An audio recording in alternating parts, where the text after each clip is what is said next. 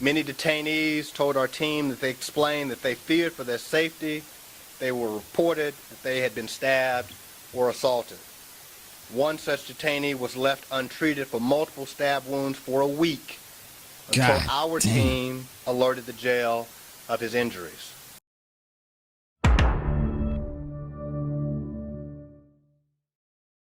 Got to go ahead and get into this breaking news. Less than 24 hours ago, too, Rice Street is coming under fire. Uh-oh.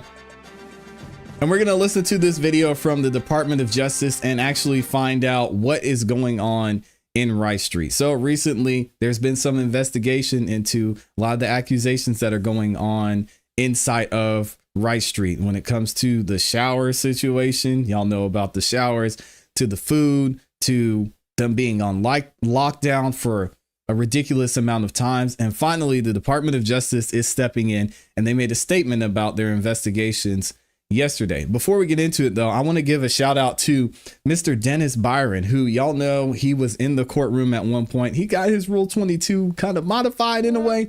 We won't get into that, but he's an excellent reporter and he's been talking about some of the things that are going on with the Department of Justice investigation. So what did he say this morning? He said, sound the alarm. It is my strong belief that the Fulton County Jail is a tool being used by the prosecutors and judges to force individuals to accept plea deals. Rice Street. Rice Street said, it's been fun, guys. I'm logging off. No, you better stay your ass right here. All right. Plea deals they would not have ordinarily accepted. For example, Munktunk. Y'all know he was in Rice Street. His mother was dealing with health issues. He wanted to get out. We've heard of several of the defendants who they were sent to Rice Street as punishment because they knew the conditions were so bad there. I mean, this is not the first time we're hearing about this, but I'm glad something is finally being done. Byron also says, Mr. Byron also says, don't tell me you respect the United States Constitution and individual human rights when you allow this to happen. It's high time that jail must be closed. He also goes on to say, judges can give home confinement with GPS monitoring as well as attainable bonds to help reduce the dangers of life and limb while forcing prosecutors to prove their cases without using the torture chambers of the Fulton County Jail. And then lastly, he says defense attorneys in Fulton County should be filing habeas writs immediately to save their clients from possible torture and or death in the county jail. No time to sit on the sideline and complain. Time for the people to take action and protest to protect the human rights of others.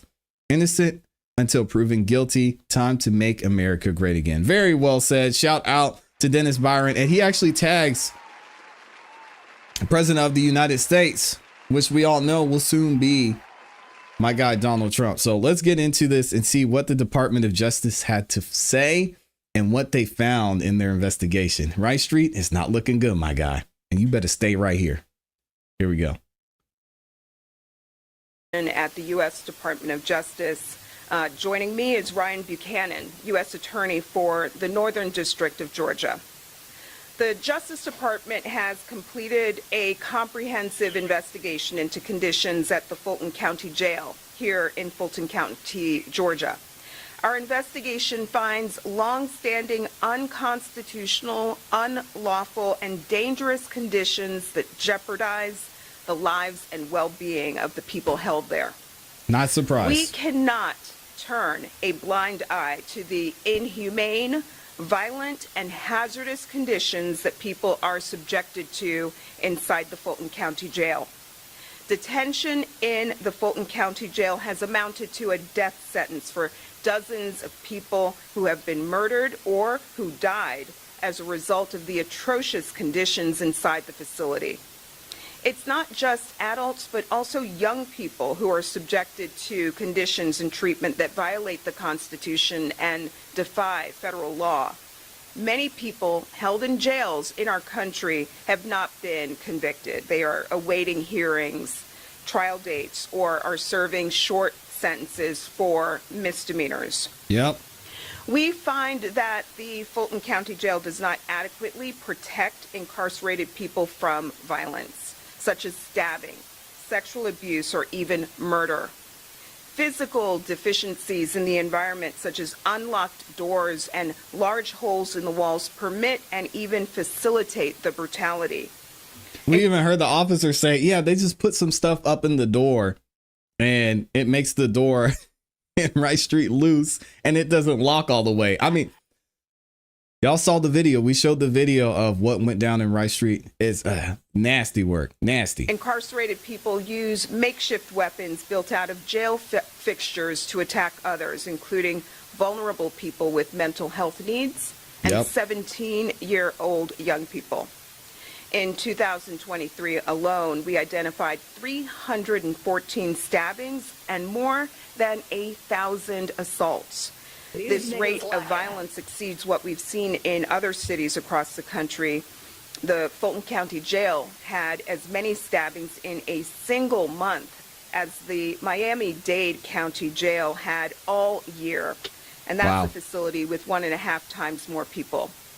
Since 2022, that's 6 insane. people in the jail have lost their lives to violence. I'll walk through additional core findings set forth in the report that we're issuing today. Living conditions at the jail are hazardous and unsanitary. Housing units are flooded from broken toilets. Roaches, rodents, and pests abound. Ugh. Standing water, exposed wiring, and vermin make living areas unsafe. The jail does not provide enough food, leaving people severely malnourished. The jail fails to provide constitutionally adequate medical and mental health care to people at the jail, exposing people to preventable bad outcomes, including injury, seriousness, illness, pain and suffering, mental health decline, and even death. The We lack knew this, of though. security staff and failure to prioritize health services impede access to care.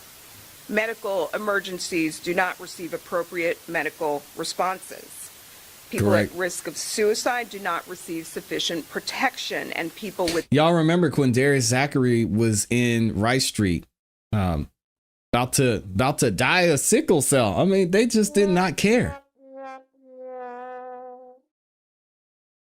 They did not care. serious mental health needs do not receive adequate treatment.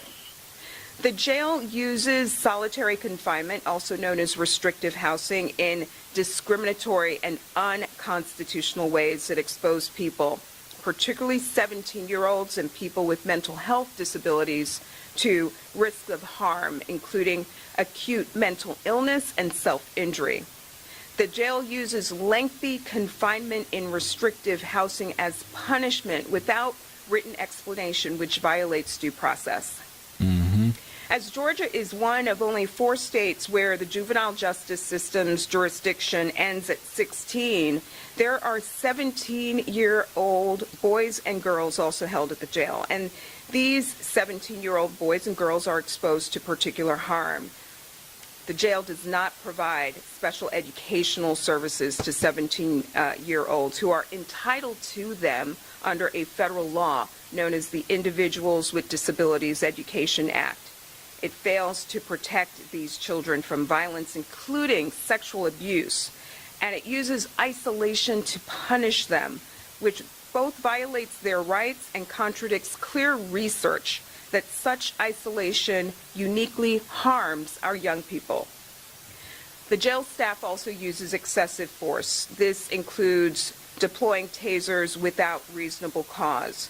For example, detention officers tased a man after he said he felt like hurting himself and needed to see a mental health specialist. Such violations stem from understaffing, poor policies, and lack of training and supervisory failures. The summary that I have just shared is harrowing enough, but individual experiences are gut-wrenching. For example, LaShawn Thompson, a black man with serious mental illness, entered the jail on low-level charges and was confined to the mental health housing unit. 3 months later, staff found him dead in his cell, infested with lice, and as a medical examiner concluded, neglected to death. Mm-hmm. Several months before that, This another was a black huge man case with here. serious mental illness died after he stopped taking his medication. 2 more black men with mental health disabilities were murdered by their cellmates. Weeks after we opened our investigation, 6 more black men died at the jail. All of this is a racial justice issue. 91% of the people living in these abhorrent, unconstitutional conditions are black, as compared to 45% of Fulton County's overall population. It's also important to note that the vast majority of the approximately 2,000 people held at the jail have not been convicted of a crime. They are awaiting hearings and have yet to be tried, many of them. There are also a significant number of people with mental health disabilities. During It's our bad, y'all. investigation, we worked closely with correctional, medical, mental health, and educational experts. We physically inspected the jail and She said observed infest. housing units. We visited medical and mental health service areas. We reviewed thousands of pages of documents and interviewed dozens of jail staff and leadership. And we listened to the people held inside the jail and their advocates and their family members. We thank officials for their cooperation, and we thank all of those who provided valuable information and whose advocacy Sorry about the static, y'all. predates this investigation. I'll note that officials have taken preliminary steps to improve conditions, but they simply are not enough. We hope No. our findings report sounds an alarm that will prompt the Fulton County Board of Commissioners and the Sheriff's Office to swiftly implement the comprehensive reforms necessary to ensure constitutional conditions going forward. At the end of the day, people do not abandon their civil and constitutional rights at the jailhouse door. Jails and prisons across the country must protect people from the kind of gross violations and unconstitutional conditions that we have uncovered here. I'll now turn the floor over to U.S. Attorney Buchanan. Yeah, and I've got the article for y'all about LaShawn Thompson. If you haven't heard this story, it is absolutely insane. It was a major story that was going throughout the news cycles here in Fulton County and really across the U.S. last year. And this man's tragic death inside of a Fulton County prison, Rice Street, namely. So we'll go through that here in a second. And I'll let this gentleman speak and give more of an insight into what's going on behind the scenes.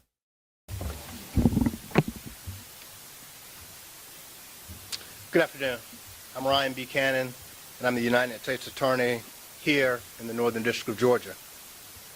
1974, Supreme Court Justice Thurgood Marshall wrote, "When the prison gates slam behind an inmate, he does not lose his human quality, his mind does not become closed to ideas, his yearning for self-respect does not end, nor is his quest for self-realization concluded." 50 years later, our comprehensive investigation into the conditions of confinement at Fulton County Jail has, at its basic level, revealed that the men and women and young people who find themselves housed at the jail are often left to wonder whether their humanity remained intact once they crossed the threshold of the jail facilities. Nasty. Whether at the main jail, which is known to many in our community as Rice Street, or at its annex facilities, people in custody in Fulton County who are accused of crimes or awaiting formal charges or trials must protect themselves from brutal physical attacks by other detainees, subject to frequent excessive force, manage their well-being with inadequate food and unsanitary living conditions, and hope that they can find access to a strained medical and mental health care program. Not to mention they don't have the security guards there that are able to help maintain the living situations or how things are even run. Because as we mentioned a couple of months ago, Fulton County didn't even have the money to pay the security team that was running Rice Street, and they just left. And all these guys were sitting there. It's bad. I made a video about it as well. The most obvious I'll drop the link for casualties of y'all. civil rights violations occurring in the jail are those who leave the jail in body bags.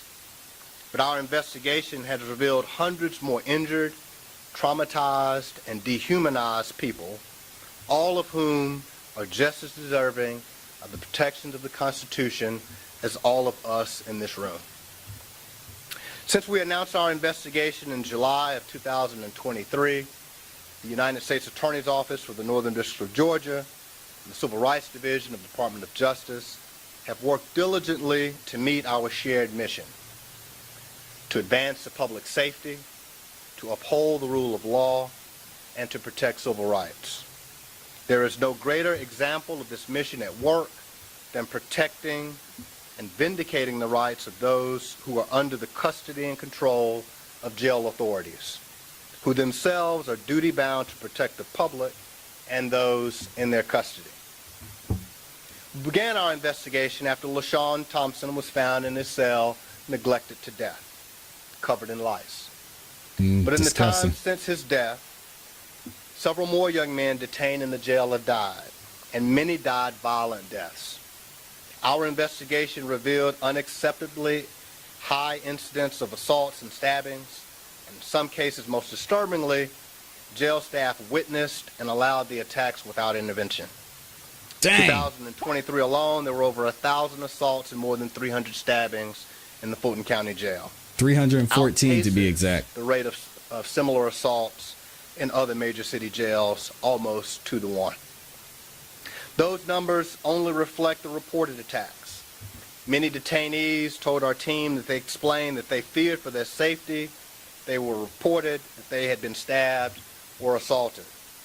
One such detainee was left untreated for multiple stab wounds for a week until God our damn. team alerted the jail of his injuries. Also unaccounted for in these disturbing numbers are numerous allegations of violent rape, sexual assault, and harassment. The Nobody's crisis of violence surprised. in the Fulton County Jail has resulted in part because of the lack of effective classification and housing planning, which allows for extremely violent individuals and gang members to be housed with vulnerable and low-risk individuals. And particularly, vulnerable individuals are most subject to violence in the jail, including people with serious mental illness, gay and transgender detainees, and 17-year-olds. In addition, the Fulton County Jail employs too few guards relative to the number of detainees to keep people safe, and poor maintenance of basic fixtures allows violence to go unchecked. They're not even Fulton County With numbers employees. aside, jail staff are often unaware of violence because they conduct inadequate security rounds. We uncovered incidents where hours or even days passed before victims of assaults were discovered by staff. In one shocking case, while an officer sat in an observation tower, a man was killed with his hands and his feet bound. Not found until his body was extremely cold. Jeez. Additionally, hundreds of broken light fixtures and cell doors allow violent detainees to move about at will in the shadows, and sometimes through the very walls of the facility. Equally alarming, men and women in the Fulton County Jail also experience violence from the staff. Our investigation showed that the crisis of violence, the lack of security at the Fulton County Jail, is paired with staff that resort to the use of force too quickly and too often. Yeah, i.e. tasing a guy that's getting attacked by someone else. Y'all saw that?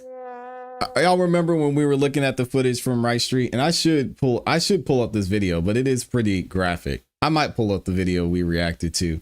And they showed the officer struggling to get out of his post. And he had his taser, was yelling at the guys to break it up. And he was having trouble breathing because he ran, I don't know, 10 yards and tased both of them. This is nothing new, man. And I think I want to shout out to the community because some people don't think a lot of what we do here is important. But when we're covering topics like this, y'all know the state's watching. You know there are people watching. And you don't always know who's seeing the videos and the content that we're putting out. But they're watching what's going on during this trial. They're hearing Law and Crime. They're seeing Cat Williams, the lead attorney, AV, so many of us, Dear World Christian, on Twitter, on X, cover what's going on and what's happening here and all the injustices done, and they just can't let it go. So what we're doing, although it's fun and it's entertaining, it is important. I thank y'all for being a part of this too. We found that staff were regularly deploying tasers and pepper spray without any warning, and for There we minor go. rule infractions like failing to hang up a phone quickly enough, yelling, or not putting items away as instructed. The rampant use of tasers is particularly disturbing. Yeah, because they're out of shape. Risk of cavalier deployment of tasers is not just the temporary pain of electrocution.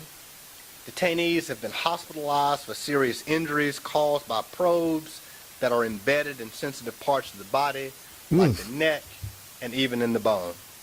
Dang. The excessive use of force in the jail is not confined to a few bad actors. Officers lack policy and training guidance on whether and when force is appropriate. Someone When mentioned that in the officers cross chat. the line, the jail rarely holds them to account. In some cases, the policy is glaringly inconsistent with established use of force techniques. Written policies explicitly state that staff may deploy their tasers against suicidal or emotionally disturbed persons without any assessment of danger to themselves or to others. Staff are permitted to use force when a person interrupts their work, and the use of force reports and supervisor reviews bear this out. Supervisors rarely assess a need for the use of force if they do it at all. Wow. Perhaps most concerning, our investigation showed that even when the jail determines that an officer used excessive force, discipline is virtually non-existent. Those officers go back to their jobs to repeat the same conduct. Why wouldn't they? It's Aside all they have. from the glaring risk of violence, detainees face the insidious threat of unsafe living conditions, constant exposure to rodents and pests, and an unsettling disregard for food safety. Detainees in the Fulton County Jail lack basic necessities like working toilets and sinks, Showers. exposed to flooding, standing water, mold, and what can only be described as filth. Pests carrying bacteria and disease not only run rampant in food preparation areas, but have infested the bodies of the people in the jail, people like LaShawn Thompson. Earlier this year, our team was evacuated from a housing unit in the jail Terrible. because of a lice outbreak.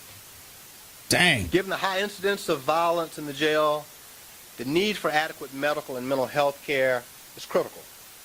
But Fulton County Jail has failed to provide constitutionally adequate care to the men, women, and young people in the custody of Fulton County Jail in virtually all respects. For a time, because of the unsafe conditions in the jail, Fulton County's health care provider, NathCare, nearly terminated its contract to provide medical and mental health services for fear that their staff would become victims of the dangerous environment without proper security escorts. The lack of security left an entire floor of the jail without adequate access to care because it was simply too dangerous for the health care workers to go inside. Medication and treatment are often impeded by flooding in a unit, power outages, and the unavailability of officer escorts. This lack of care in the Fulton County Jail has led to at least 17 non-homicide, non-suicide deaths in 2022 and 2023, a rate that is more than twice the national average since 2019. Jeez. A detainee who reported chest pain later died of a heart attack. Jail failed to assess a man for rapid weight loss before he died, much like LaShawn Thompson, who died after losing over 30 pounds in 3 months. These figures likely underreport the true death toll of people who were transported out of the jail to Grady Hospital and died outside of the jail walls. If someone dies in the jail, there's little or no effort by the jail to determine the root cause of their death. 75% of the people who have died in Fulton County Jail since 2021 had a current mental health diagnosis or a history of mental illness. Perhaps unsurprisingly, Woody mentioned that mental too. health treatment options and suicide prevention practices are grossly inadequate in Fulton County Jail. Our team observed firsthand how custody staff deprioritize mental health issues and fail to respond appropriately to concerns. Requests for mental health treatment are delayed or ignored, and mental health staff are simply unable to provide the minimum standard of care for those who need it. Daily medication is often unavailable, and suicidal detainees are often isolated and locked in restrictive housing in lieu of treatment.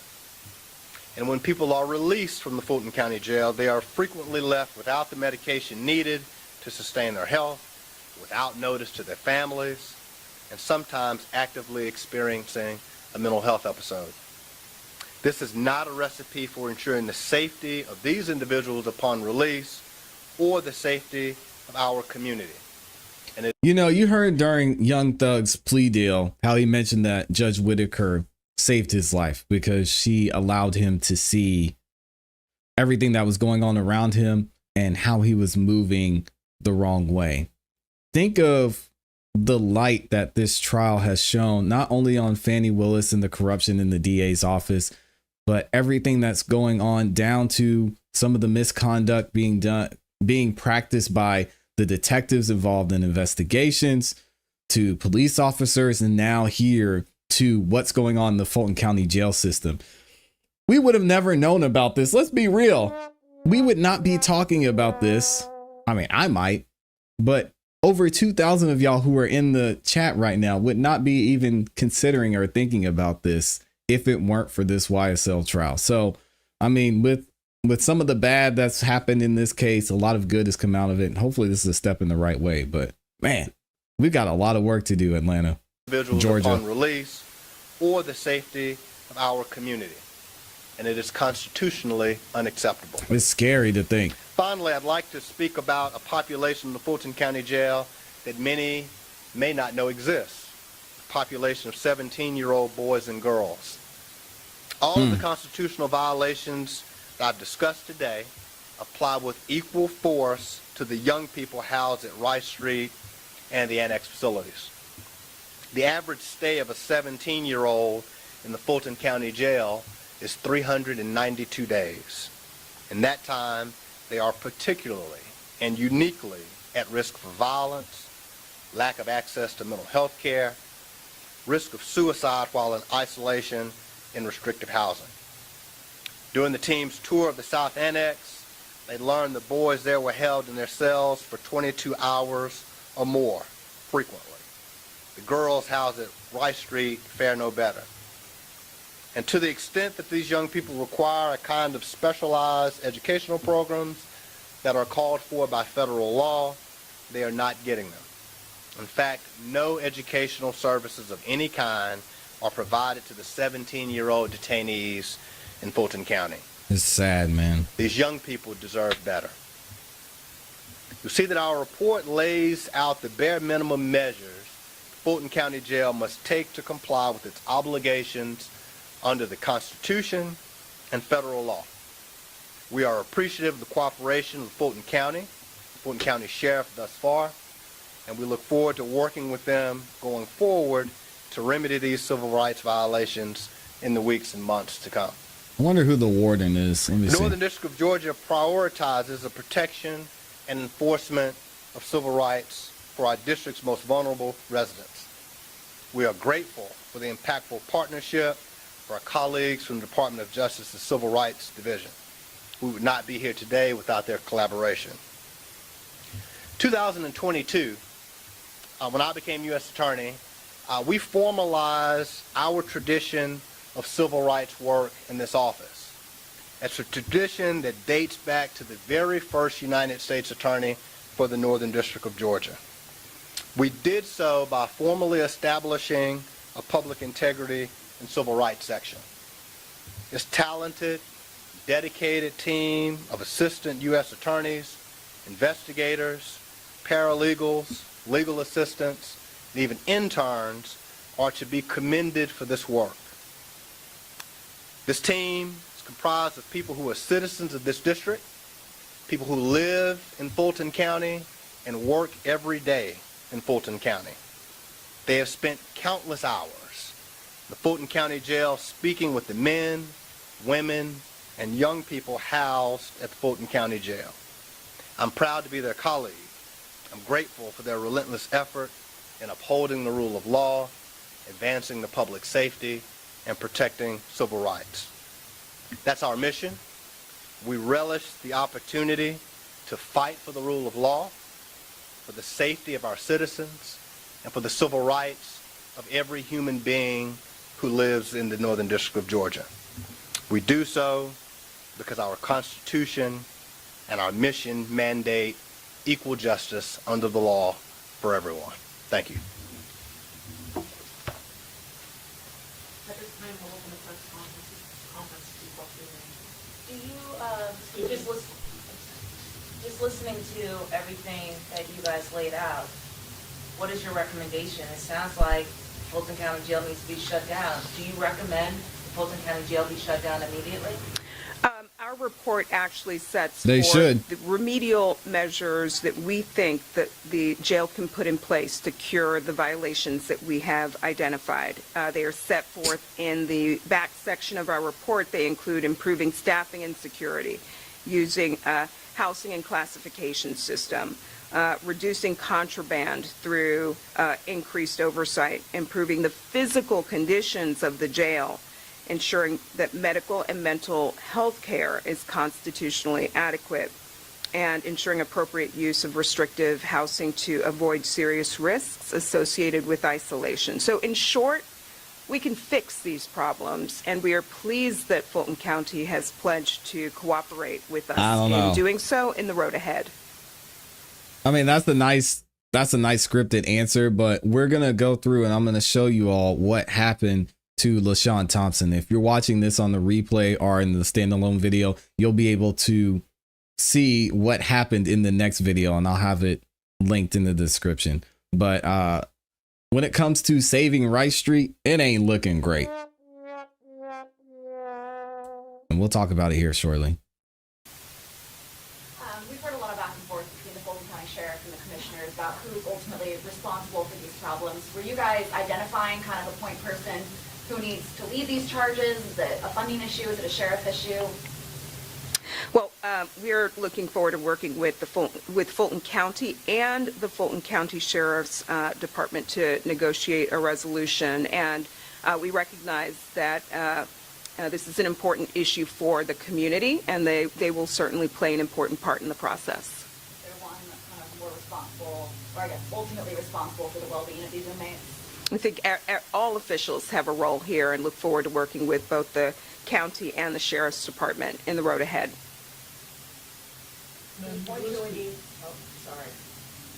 What is your specific time frame, and then how will your office proceed based on the efforts of the county to address this issue? We are hoping to turn the page today. We've provided our findings to the county and look forward to moving swiftly to address the violations that we have identified. This is a life and death matter for many, given the severity of the violations that we have uncovered. Have they been given a time frame to address it? No specific time frame, but we are ready to roll up No our time sleeves frame? and work now with the county to address these serious issues. And you listed a number of civil rights violations. Sorry, y'all. Is anybody being held accountable for the actions that have happened thus far? Be it charges, Trying to get his email, legal y'all. Sorry. action? Who's being held accountable? Is anybody being held accountable for what's happening? It's an important question.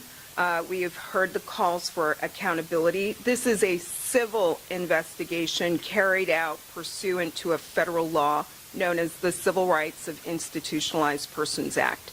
What we're seeking to do here is put in place the systemic reforms needed to ensure the safety of those housed at the Fulton County Jail going forward.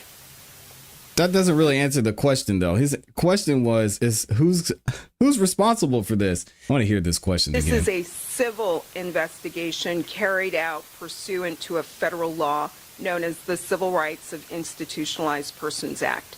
What we're seeking to do here is put in place the systemic reforms needed to ensure the safety of those housed at the Fulton County Jail going forward. I know things are laid out in the report, black and white, but did you know it was going to be this bad, this inhumane, unconstitutional when you went in? And does any of this shock you? Of course it's shocking. People have died. We started in July of 2023. It's not after shocking. the tragic death of LaShawn Thompson. Obviously, when you start something where someone has died, you're already at, in many respects, rock bottom. And so we continued to investigate. Unfortunately, we This is not found that shocking. LaShawn Thompson was not the only person who died as a result of these conditions. And then if you scale back beyond just those who died, but those who I mentioned were traumatized, dehumanized, and the like, you come up with a situation that we believe is just unacceptable for our community. And so all of the atrocities that are listed in this report are disturbing, all warrant prompt attention by the Fulton County authorities, and we look forward to working with them as quickly as possible to provide a remedy. Have you been in contact with LaShawn Thompson's family? They've been very vocal about his death, held protests, all kinds of things. Have you guys personally reached out, or the team reached out to the Thompson family?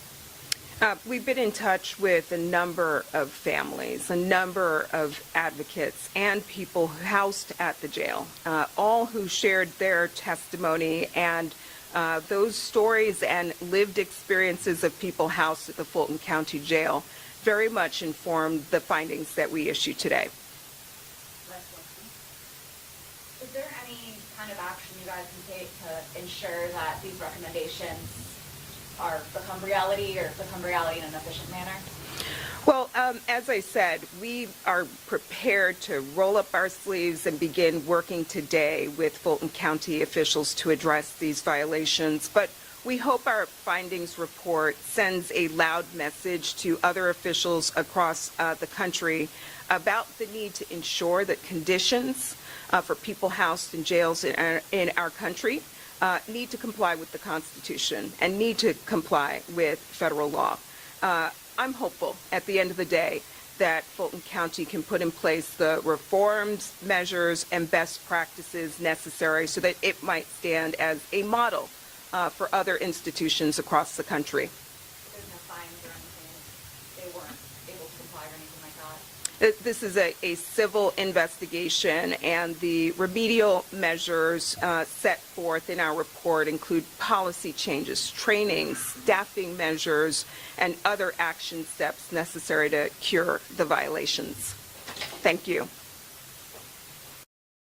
And there it is, y'all. And thank you to Amy for dropping the email. And Kat Knott Williams also says another way to advocate is to raise awareness of programs that help with bond funding. The Bail Project has an office in Fulton County. Yeah, also, and it looked like I found an article from the Bail Project saying that they might have to cease their operations in Atlanta due to regressive Georgia law. So it's worse than we thought. And there's still so many things that we could get into. I want to read this article for y'all, but I'll probably just drop the link to it so that way y'all can go check out the Bail Project here in Atlanta.